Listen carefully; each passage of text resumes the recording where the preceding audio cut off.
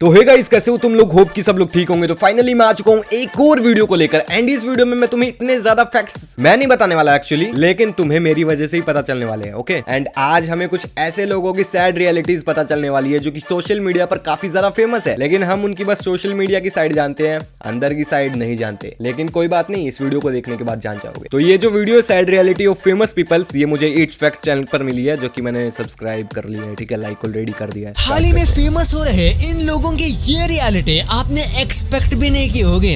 आप जो रोजमर्रा की चीजें यूज करते हो, इन चीजों को माइक्रोस्कोप में देखने के बाद आप इन्हें यूज करना ही बंद करने वाले हो। कैसे ये मेंढक आईफिल टावर से भी ऊंचा जंप कर सकता है?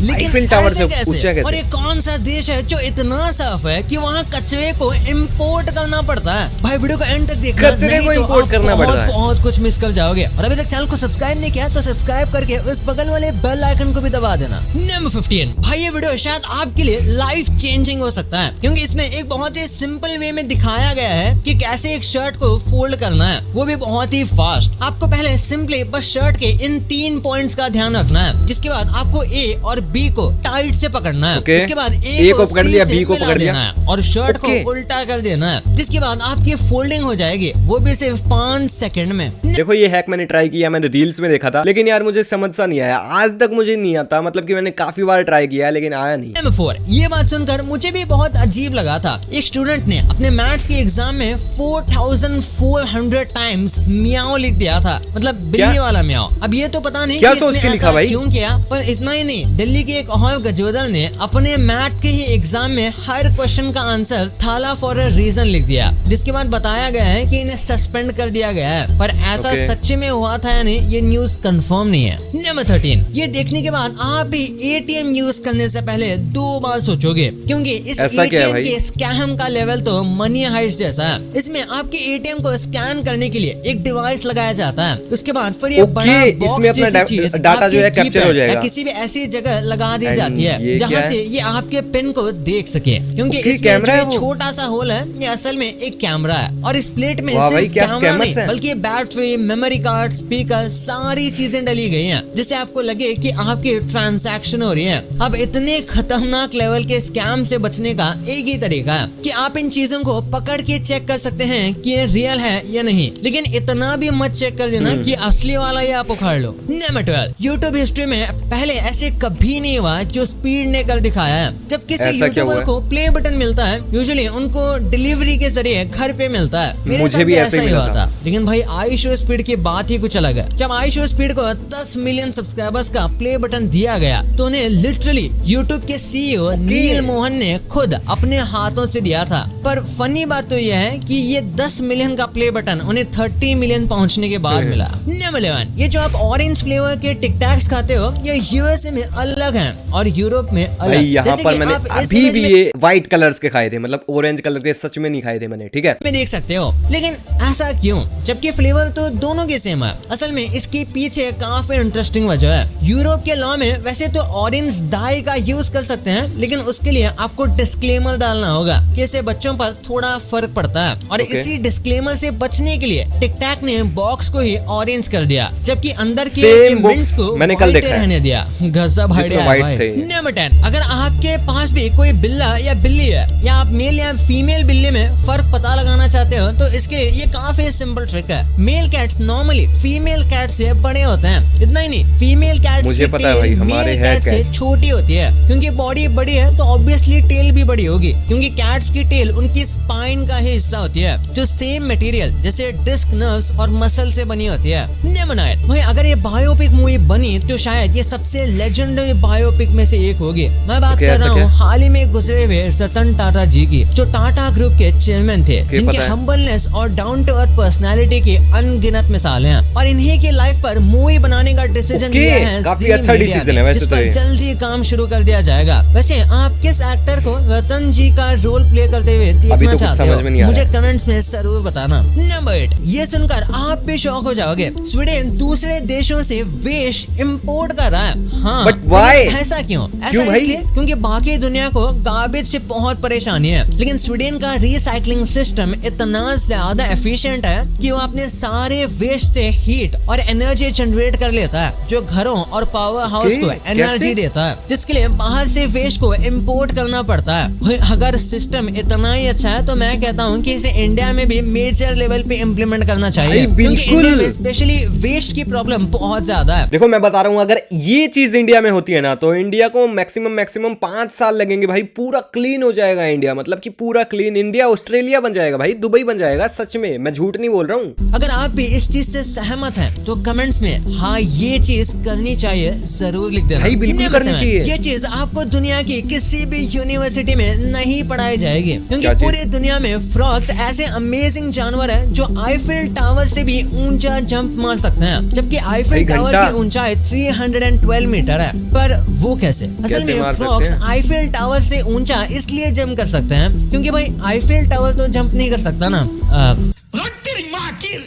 नंबर 6, ये चीज काफी अजीब है। ब्रिटिशर्स ऐसा क्या जानते हैं जिसकी वजह से उन्होंने आज के जमाने में भी अपनी आर्मी में टैंक से ज्यादा घोड़ों को रखा हुआ है। असल में ब्रिटिशर्स की आर्मी के लिए हॉर्सेस हमेशा से बहुत जरूरी थे, लेकिन एक टैंक कई हजार हॉर्सेस को मिट्टी में मिला सकता है। फिर भी ब्रिटिश आर्मी ने हॉर्सेस को इसलिए रखा है क्योंकि कई डेकेड से ब्रिटिश के मेन लैंड यानी कि इनकी कंट्री का जो लैंड है वहाँ पे कोई भी वॉर नहीं हुई है, और इसीलिए ये ब्रिटिश वाले ज्यादातर अपनी नेवी और एयर फोर्सेस पर ही फोकस रखते हैं, और हॉर्सेस को तो बस इन्होंने सेरेमोनियल पर्पस के लिए रखा है। नंबर 5, आखिर कैसे निक जोनस लाइव कॉन्सर्ट में अपनी जान गंवाते बचे। निक जोनस जो प्रियंका चोपड़ा के हस्बैंड है, वो प्रेग में अपना एक लाइव शो कर रहे थे, जिसके बीच में ही उनके फेस पर एक लेजर पॉइंट होती है, जिसे देखकर उन्हें अपनी मौत सामने दिखने लगती है और वो तुरंत ही स्टेज से भाग जाते हैं। लेकिन जैसे ही इस बात की पूरी तहकीकात हुई तो पता चला कि वो एक फैन ही था जो लेजर पॉइंट कर रहा था, जिसे शो से बाहर निकाल दिया गया और शो को फिर से चालू किया गया।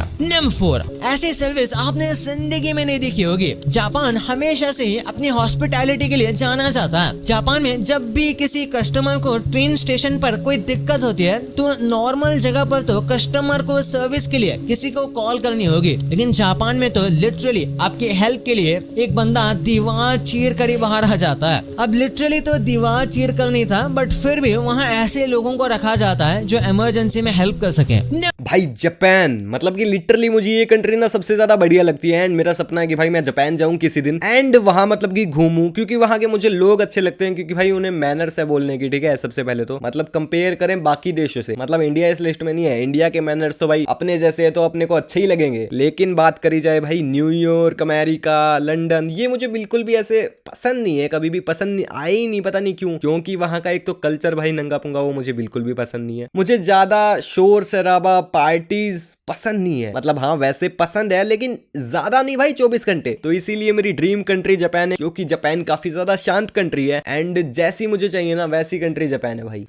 इस दुनिया में सबसे तेज दौड़ने वाला जानवर चीता है, जिसकी स्पीड 120 किलोमीटर पर आवर तक जाती है। लेकिन क्या आप जानते हो दूसरा सबसे तेज जानवर कौन सा है? ये जानकर आप शॉक हो जाओगे। इस बकरी जैसे जानवर का नाम है प्रोंगहॉर्न, जो सेकंड सबसे फास्टेस्ट एनिमल है, जिसकी स्पीड 97 किलोमीटर पर आवर तक जाती है। वैसे अगर आप नहीं जानते तो बता दूं, ये दुनिया के सबसे तेज जानवर के आगे कुछ भी नहीं है, जो है फैल्कन, जिसकी डाइव करते हुए स्पीड 390 किलोमीटर पर आवर तक चली जाती है। नंबर 2, क्या कभी आपने सोचा है जो रोजमर्रा की चीजें होती हैं उनको अगर आप माइक्रोस्कोप में देखोगे तो कैसे लगेंगे? हमें नजर नहीं आता, हमारे आसपास कई सारे जर्म्स मौजूद होते हैं। जैसे अगर आपके फेस पर माइक्रोस्कोप से फोकस किया जाए तो एटलीस्ट 1 करोड़ से भी ज्यादा माइक्रो ऑर्गेनिजम्स मौजूद होंगे। हालांकि ये किसी भी तरह से आपको हर्ट नहीं पहुंचाते, लेकिन माइक्रोस्कोप से देखने पर ऐसा लगेगा कि आपके फेस पर एक नई सिविलाइजेशन बसी हुई है। उसी तरह से हमारे टंग पर अगर माइक्रोस्कोप से फोकस किया जाए तो आपको देखकर लगेगा कि कई सारे रेड कलर के ब्लेड्स को इकट्ठा करके रख दिया गया है। हमारी टंग माइक्रो लेवल पर बहुत ज्यादा शार्प है। उसी तरह से अगर माइक्रोस्कोप से एक चींटी को देखा जाए तो आपको एलियन से ज्यादा डर चींटियों से लगने लगेगा,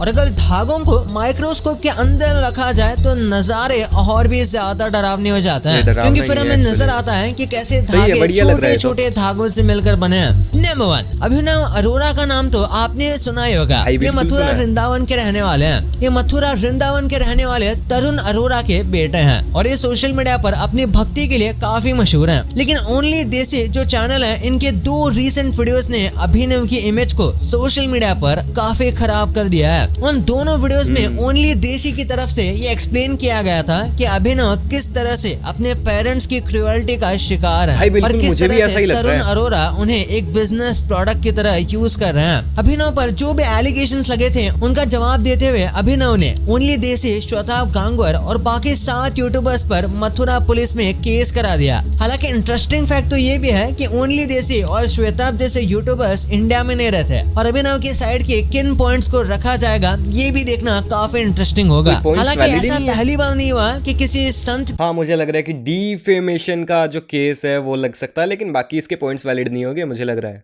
के भक्ति पर सवाल उठाए गए हों। सोशल मीडिया पर रिसेंटली जया किशोरी अपने बैग के लिए काफी ज्यादा ट्रोल हुई थी। देखो, मुझे जहां तक लगता है ना कि मतलब कि जो सेलिब्रिटीज लोग होते हैं, अगर ये महंगा कुछ ले ले, ये संत लोग होते हैं, अगर ये कुछ महंगा ले ले तो लोग ऐसा मतलब कि इनको ट्रोल करने लग जाते हैं। लेकिन मैं पर्सनल मेरा बताऊं तो भाई ऐसा ट्रोल करने का कोई मतलब बनता नहीं, क्योंकि भाई मतलब कि वो ऐसे कर रहे हैं ना, अपना काम कर रहे हैं, तो ऑब्वियसली उनके पास पैसे हैं भाई, काफी ज्यादा पैसे हैं उनके पास। मतलब अगर वो पॉपुलर है तो भाई हाँ, उनके पास पैसे है और ये रियलिटी है और इसमें कुछ गलत भी नहीं है भाई, पैसे है तो उनके पास। और वही दूसरी तरफ अनिरुद्धाचार्य को अक्सर उनके स्टेटमेंट्स के लिए ट्रोल किया जाता है। लेकिन इन दोनों के ट्रोलिंग और अभिनव के ट्रोलिंग में जमीन आसमान का फर्क है। जहां एक तरफ बाकी के दोनों संतों की काफी अच्छी फॉलोइंग है, वही दूसरी तरफ अभिनव पर सीरियस एलिगेशन लगने की वजह से उनके लिस्ट में फॉलोअर्स कम होते जा रहे हैं और इन्हें ज्यादातर इंस्टाग्राम में इस बात पे ट्रोल किया जाता है कि ऐसे छोटे बच्चों को ये सब करने की बजाय अपने स्कूल में होना चाहिए। देखो, ये चीज जरूर करो, मैं खुद करता हूँ भाई, काफी ज्यादा करता हूँ। मुझे ये चीज बोलनी तो नहीं चाहिए, लेकिन मैं हर साल में वृंदावन कई बार जा आता हूँ। तो भाई भक्ति करो, लेकिन उसके साथ साथ अपने काम भी करो जो कि जरूरी है, जो कि पेरेंट्स तुम्हें बोलते हैं, ठीक है। बाकी या that's it for this video. तो ये वीडियो यहीं पर खत्म होती है। होप कि तुम लोगों को ये वीडियो पसंद आई होगी। तुमने सब फैक्ट्स सुने, आज मैंने तुम्हारे साथ पहली बार ये सब फैक्ट्स सुने। बाकी या अभी फिलहाल में ये वीडियो खत्म हो गई है, तो इस वीडियो को लाइक करके चैनल को सब्सक्राइब कर दो अगर तुम्हें पसंद आई हो तो।